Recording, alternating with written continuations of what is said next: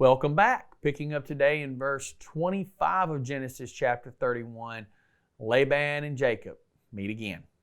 Verse 25 says, Laban caught up with Jacob as he was camped in the hill country of Gilead, and he set up his camp not far from Jacob's. What do you mean by deceiving me like this? Laban demanded. How dare you drag my daughters away like prisoners of war?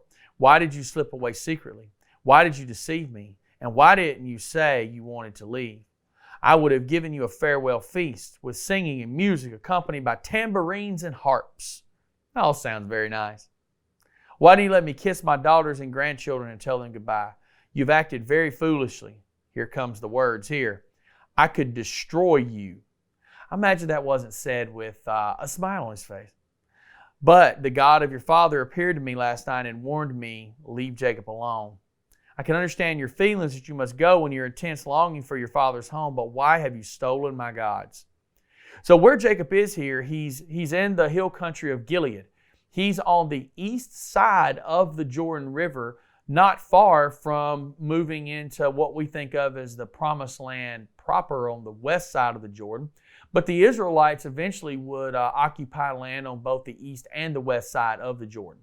So he's close to home. He has been moving fast. He's been traveling for quite a few days, and I would imagine he's been pushing the people and the animals hard in moving them because he's scared of Laban here. I mean, I don't think there's any doubt about it that he's intimidated by Laban. And the way Laban approaches him and says, I could destroy you, I get it. I get that fear. I understand why. It's not that we should live in fear. We shouldn't let these things overtake us, but I understand why Jacob feels this way. But he should have trusted God. And I think a lot of us can say that. You know, we can so easily live in fear, but the Lord is calling us to trust Him. But it's not always an easy thing for us to do. And then he talks about, why'd you slip away secretly? We would have had a party. We'd have had a big jam. We'd have played harps and tambourines and celebrated. No, you wouldn't. The only reason you're being nice at all, Laban, is because God warned you. God threatened him. That's the only reason. So this all is a big bluff. But he does ask a good question. He says, but why have you stolen my gods? So this is an accusation, a very accusing question. And it's one that Laban kind of has a right to ask.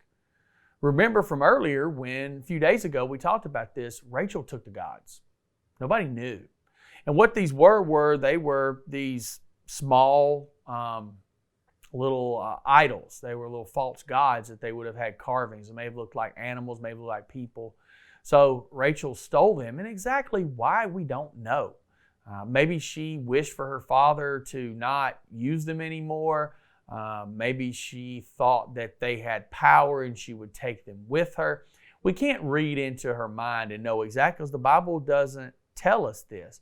But it shows Laban's idolatry. It shows that he was unwilling to worship God, even though he knew the Lord existed. And he may have tried to roll in some worship of God with the other things, but that's not pleasing to him. So Laban has that question, and I get why he's asking it. And he's going to get his answer another day. See you guys soon.